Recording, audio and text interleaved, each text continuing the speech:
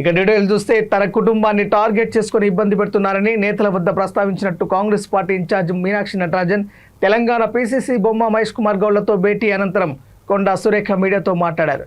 ఈ వివాదంపై స్పందించిన కొండా సుస్మిత తమతో కాంగ్రెస్ అధిష్టానం పెద్దలు మాట్లాడారని తెలిపారు. పరిష్కారం చేస్తామని హామీ ఇచ్చారన్నారు. మిగిలిన విషయాలు వారే చూసుకుంటారని భరోసాతో వెళ్తున్నారని మంత్రి సురేఖ తెలిపారు. గత కొన్ని రోజులుగా తన కుటుంబాన్ని టార్గెట్ చేసుకుని ఇబ్బంది పెడుతున్నారని నేతల వద్ద ప్రస్తావించినట్టు తెలుస్తుంది.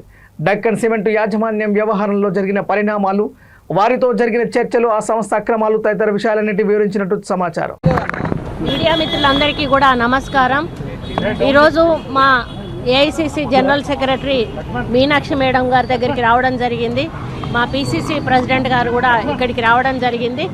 వారి దగ్గరికి వచ్చి నేను నా యొక్క ఆలోచనలు మరి నాకున్నటువంటి ఇబ్బందులు వారితోటి షేర్ చేసుకోవడం జరిగింది.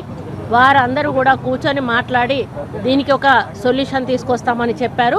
అది వాళ్ళకు వదిలేసి నేను వాళ్ళకి చెప్పాల్సింది చెప్పి వాళ్ళకే అప్పచెప్పి ఈరోజు ఏది నిర్ణయం తీసుకున్నా కూడా వాళ్ళు ఇచ్చిన ఆదేశాల మేరకు నేను ముందుకు పోతానని తెలియజేస్తాను.